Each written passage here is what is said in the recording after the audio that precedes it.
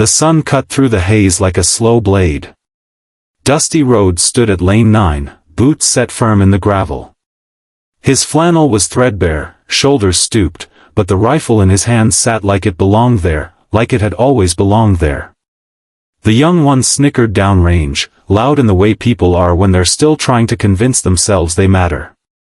One pointed at Dusty's thermos, dented and wrapped in tape. Another scoffed at the rifle, an old bolt-action with worn finish and initials stitched into the sling, JBR. The first shot cracked.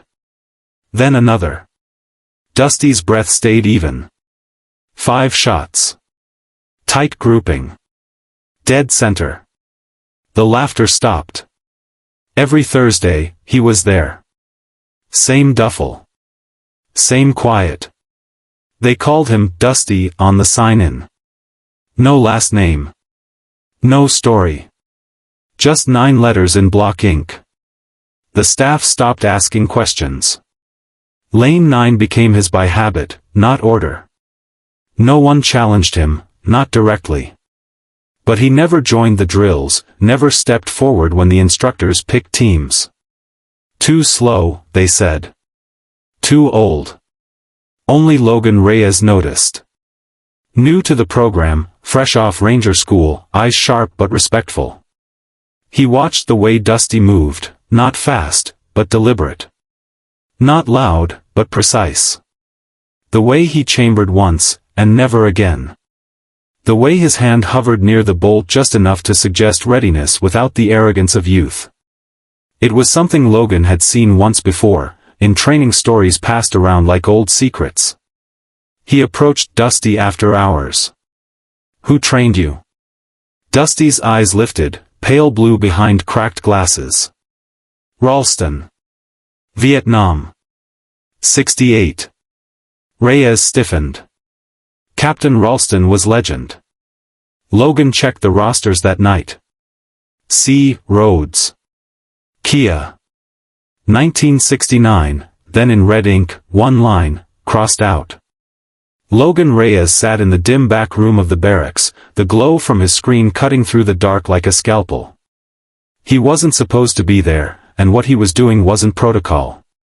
But the moment Dusty said, Ralston, Logan knew this wasn't just an old man with a good eye. It was something else. He typed slowly, searching the archived files, Vietnam era, some still on microfilm, now digitized poorly.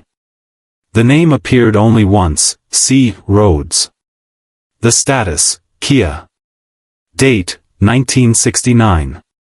Then, someone, no signature, no timestamp, had drawn a red line through it. Logan stared at the screen until his eyes burned. A ghost. That's what Dusty was. But not the haunting kind. The kind that had once carried others through fire, then vanished before anyone could say thank you. The next day, lane 9 was empty at dawn. Dusty didn't come early. But when he walked in, Logan was already there, standing beside the shooting bench. No words, just a box of match-grade ammo resting on the concrete. Dusty gave a slight nod. Then silence. They shot together that morning. Not as instructor and recruit, not even as peers. As something older. An understanding passed down through generations of silence and sacrifice. Dusty's shots were clean, deliberate. Logan's clustered tightly beside his. Meacham watched from the tower, saying nothing. But something in his jaw shifted. Later that week, a new recruit laughed when Dusty dropped a round and bent slowly to pick it up.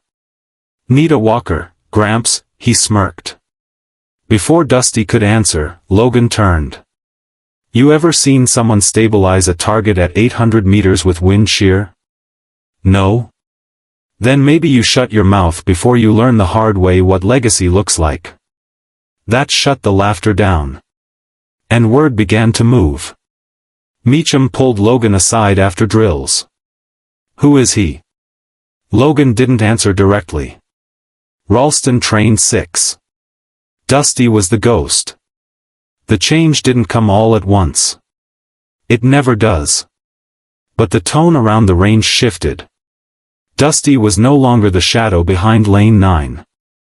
Now, when he entered, the talking stopped. The gear bags zipped quieter. Boots stepped back from his space without needing to be told. On Thursday, Dusty brought something new, a small cloth-wrapped journal. He sat after drills, unwrapped it carefully, and began writing. Logan, curious, approached and glanced. Each page was marked with date, time, wind speed, distance, and one name. "Who are they?" he asked. "Men who didn't come home," Dusty said, not looking up. "I shoot for them." That night, Logan stayed late, staring at the sky from the barracks roof. He called his father, a retired lieutenant colonel. Asked him about Ralston, about Dusty. His father's voice changed. Ralston's unit was ghosted in Cambodia. Black files. Men like Rhodes didn't come home because we weren't supposed to be there. You're Dusty. If he's who I think, he's not just a legend. He's a ledger that never got closed. By the end of the week, the younger trainees started asking questions, quietly, respectfully. Was Dusty really Kia? Did he fight in the Ashau Valley? Logan gave them nothing. Just told them to watch. That weekend, a recruit struggled in the wind test. His shots scattered wide. Dusty waited until the boy stepped off the line, then walked to him. Breath before trigger. Not after. Then he moved on. The boy tried again. Center mass. Every shot. Meacham made a note in the logbook, Lane 9, priority observation. No one spoke of it. But they all felt it. The head instructor, one-eyed Sergeant Flint, retired recon, watched Dusty from a distance. He knew something the others didn't. One night, he opened a locked drawer in his office, pulled out an old black and white photograph of 6 men in fatigue standing in front of a broken-down Huey. He ran a finger across their faces, stopping at the one on the far left. "See, Rhodes." "Christ," he whispered. "Still breathing."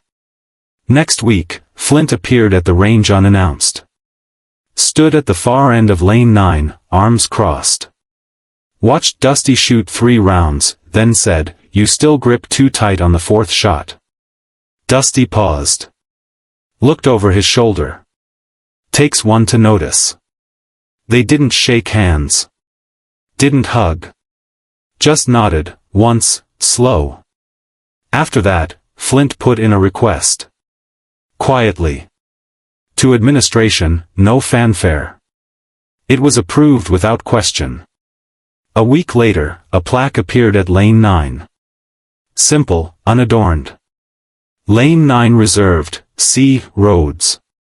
No rank. No dates. Just initials and silence. Dusty never looked at it. Never touched it. But when he packed his rifle and slung his bag, his boots paused for a beat longer than usual.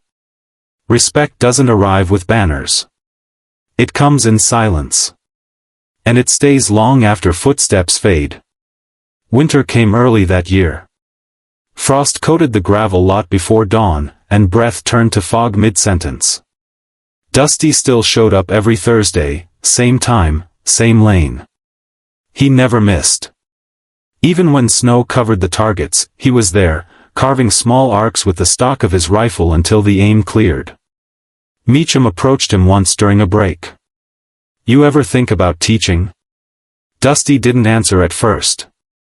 He poured black coffee from his dented thermos into a tin cup, steam rising between them. Then, "I already am. Just not out loud."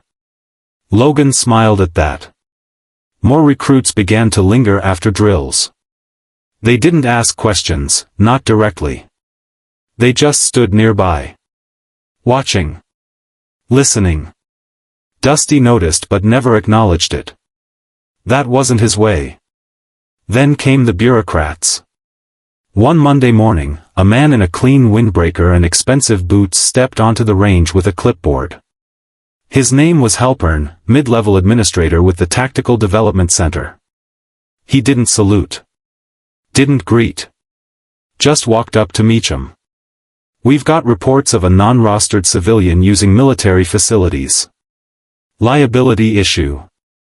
Meacham's jaw tightened. That civilian's name is Rhodes. I don't care if it's Eisenhower, Halpern said. If he's not contracted or registered, he goes. Dusty was on the far side, adjusting the rear sight on his rifle. He didn't look up. Didn't react. Halpern turned to him. Sir, I'm going to need you to vacate the premises. No reply.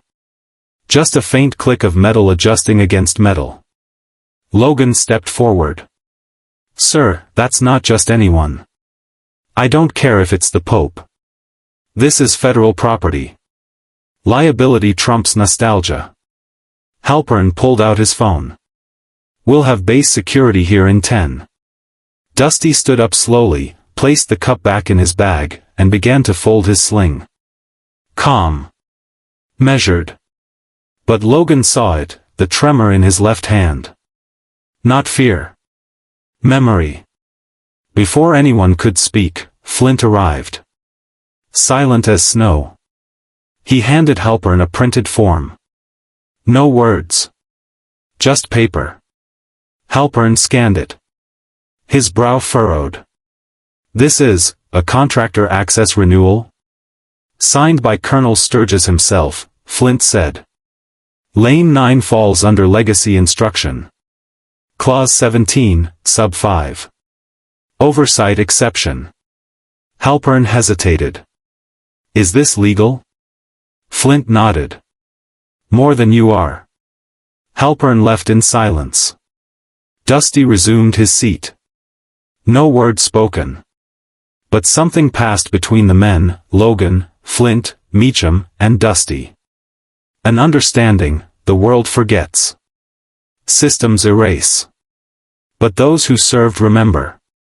That week, Logan asked if Dusty had family. He answered without looking up. Not anymore. What happened? Dusty exhaled.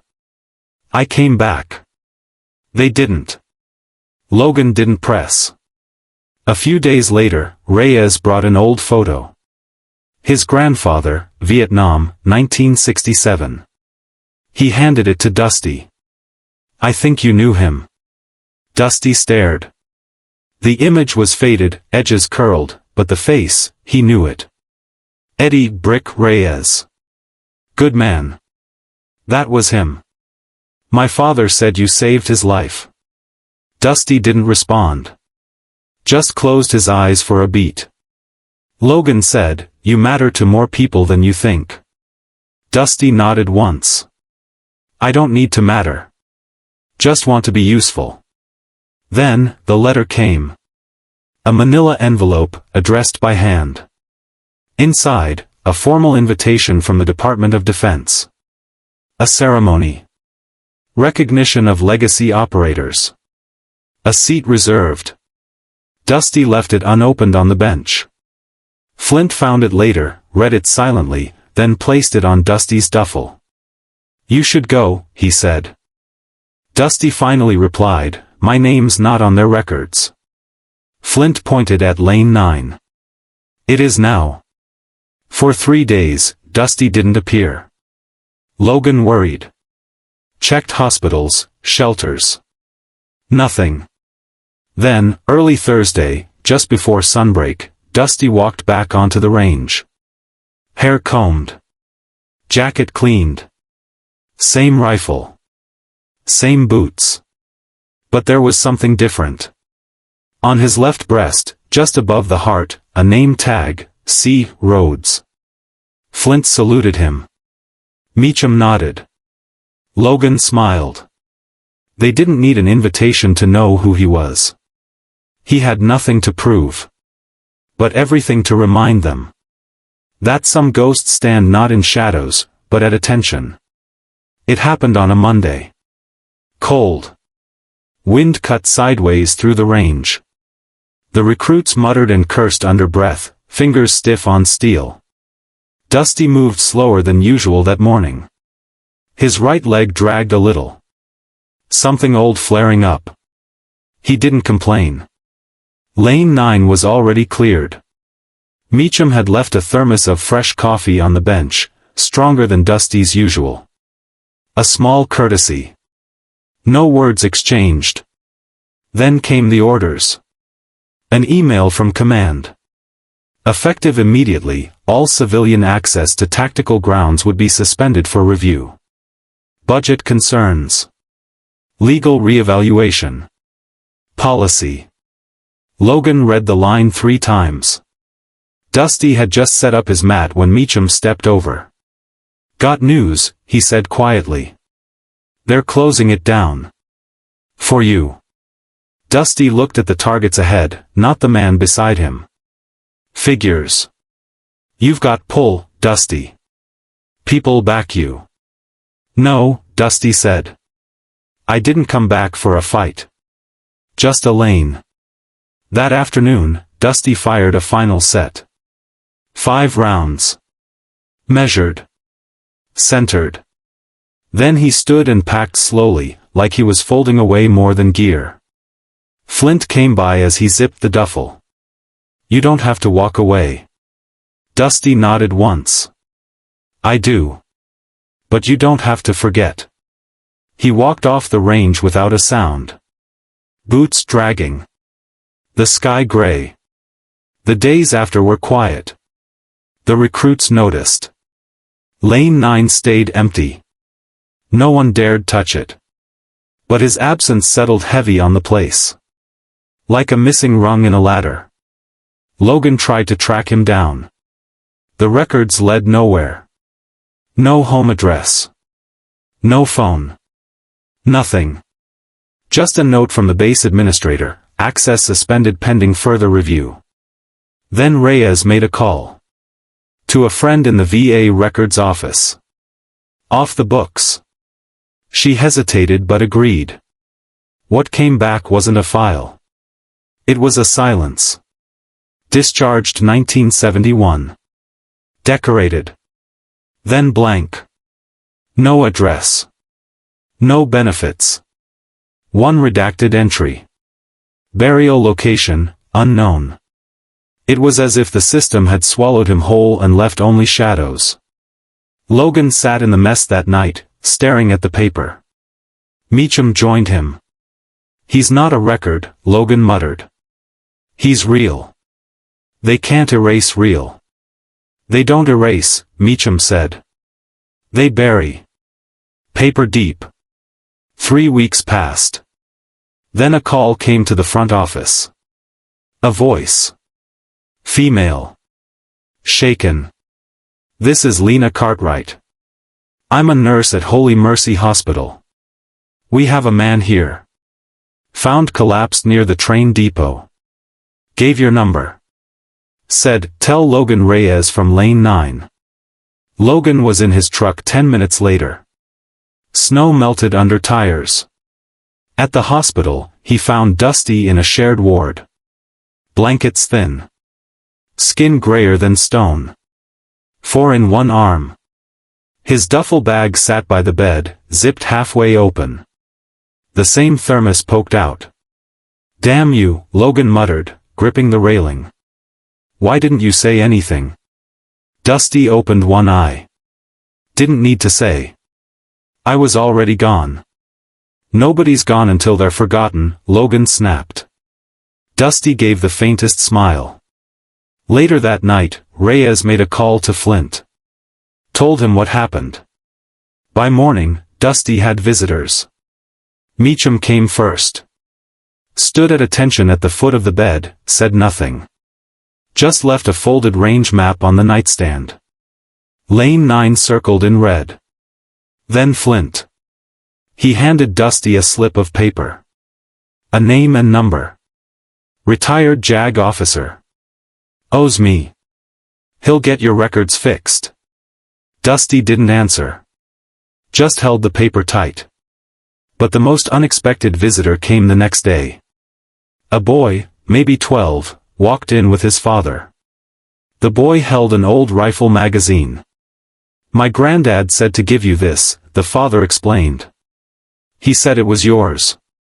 From Da Nang. 69. Dusty took it in both hands. Turned it over. His initials carved into the underside. I left this in a foxhole, he whispered. The boy didn't understand. But he watched closely. The following week, the staff noticed something strange. More and more men in uniform came through the ward. Some brought flowers. Others just stood in silence. Someone tacked a photo to the bulletin board by Dusty's bed. A black and white image. 6 soldiers, standing in jungle gear. One circled in red. Dusty. Smiling. A nurse whispered to another, "Who is he?" The other replied, "No one official. Just someone they remember." The hospital granted him a private room. By the end of that month, a petition began circulating online. Reyes started it quietly. Bring back Lane 9. It went viral within a week. Veterans across the country signed. Photos poured in. Men and women holding signs, "I served. I remember." Some bore bullet scars. Some held folded flags. All wrote the same word beneath. Dusty. The command center couldn't ignore it. A formal statement was issued. A hearing scheduled. They called it a legacy case review. But Logan called it what it was. A reckoning. The hearing was set for 0900 hours. Room 3B, Federal Review Hall, Quantico Annex, cold marble floors. Flags on polished brass. A panel of 5. Civilian suits and service dress blues. Dusty arrived in silence, flanked by Flint and Meacham. Reyes trailed behind, hands fisted in his pockets. Dusty wore the same flannel, sleeves clean but frayed. His boots were shined. His dog tags tucked into the collar. No one said a word as they passed through security. In the gallery sat 27 veterans. Some in chairs. Some with canes. One with a folded flag in his lap. No applause. No shouting. Just presence. The lead panelist, a woman named Director Ames, opened the file on the table before her. Subject, Caleb Rhodes. Service number, redacted. Kia status, revoked post-incident. Clarify your claim. Meacham stepped forward. Laid down a copy of Dusty's service records, pulled from Sturge's personal archive. Rhodes served under Captain Ralston. Black Operations. Cambodia. Operation Quiet Ash. Director Ames raised a brow. That operation never existed officially. Neither did the men who bled for it, Meacham replied. Flint handed her a statement. Signed by 3 former commanding officers, 1 senator, and a field medic whose scar was visible beneath his collar. Dusty pulled 7 men out of a collapsed firebase, Flint said. Carried them through 30 clicks of jungle. He was written off after the exfil bird took fire. Assumed dead. He wasn't. He just stopped being necessary. Ames flipped through the documents. And in the years since? Survived, Reyes said, stepping forward. Without VA benefits. Without shelter. He buried his wife, gave away everything, and disappeared. Why return? Dusty finally spoke. Voice rough as sand. Didn't come back for recognition. Came back for the lane. Ames leaned forward. And what, precisely, is Lane 9? Flint answered. A place where men remember who they were. A place that teaches without command. That steadies hands and clears noise. There was silence. Then Ames turned to the others. Low voices. Shuffling of papers. A long pause. Mr. Rhodes, she said at last. This panel recognizes the service and contributions you've made. Effective immediately, your discharge status is amended to active service retired with honors. Your VA status is reinstated with full back pay. All related citations and medals will be restored. Lane 9 will be recognized as a legacy instruction post. There was no cheer. Just Dusty closing his eyes. "Thank you," he said, voice low. As they exited, a staff sergeant waiting near the doorway snapped to attention. "Sir," he said, saluting Dusty. Dusty paused, returned it. No flourish. Just exact. Outside, the sky had shifted. Sunlight breaking through cloud. Dusty stood for a moment at the curb, feeling it warm his face. "Back to the range?" Reyes asked. "Yeah," Dusty said. "Just one more shot." The next Thursday, Lane 9 was full. Not with shooters, but with memory. A fresh plaque had been mounted, larger this time. Still simple. Lane 9, C. Rhodes, Staff Sergeant, USMC. For the ones we remember. For the ones we never forgot. Dusty stepped up to the line. No bag today. Just his rifle and one round. He lay prone, steadied his breath, and fired. The paper target drifted, then stilled. Dead center. He stood, turned to the crowd of younger men behind him. "Don't shoot to kill," he said quietly. "Shoot to protect. To remember.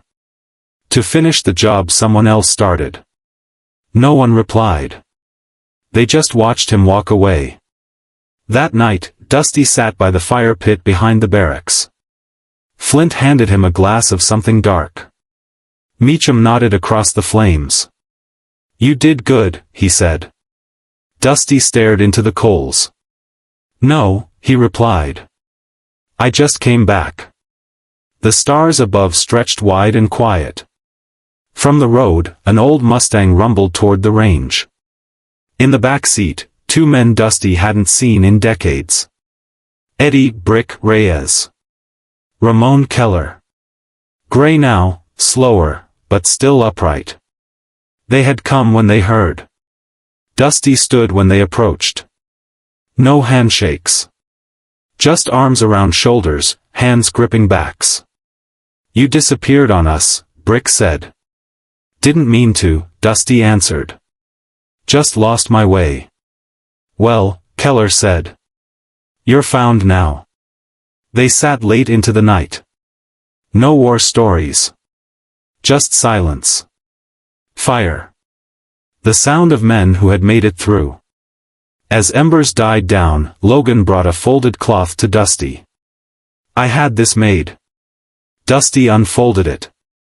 A simple patch, black with red stitching. The initials. JBR. He looked up.